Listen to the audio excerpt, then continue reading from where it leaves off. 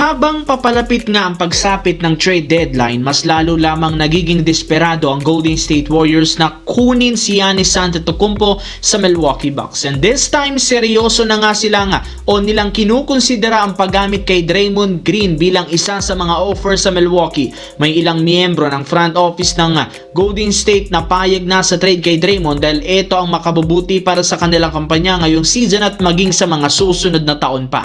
Hindi na rin naman nila pwede pang sayangin ang prime years na natitira ni Stephen Curry gamit ang kasalukuyang lineup dahil kailangan talaga nila itong ipa-improve kung gusto nilang magkampiyon. Hindi na rin naman effective si Draymond sa team dahil imbes na makatulong, ito pa nga ang sumisira ng momentum. Pero ayon sa isang insider, posibleng hindi matuloy ang ganitong klaseng plano ng Warriors since tutol at kontra nga ang kanilang superstar na si Stephen Curry. Ayaw nga nito sa ideya na pag-trade ng Warriors kay Draymond dahil naniniwala siya malaki ang may tutulong nito sa kanya.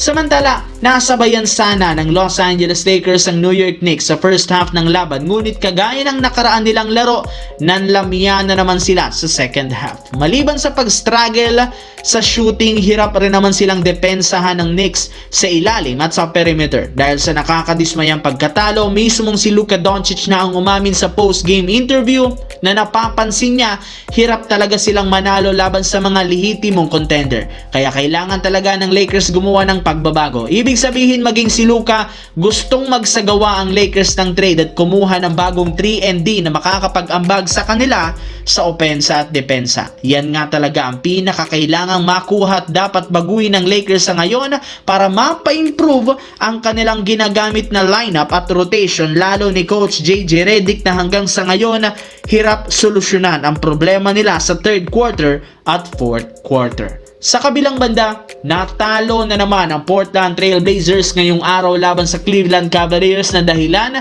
bakit umabot na sa 5 games ang kasalukuyang lose streak.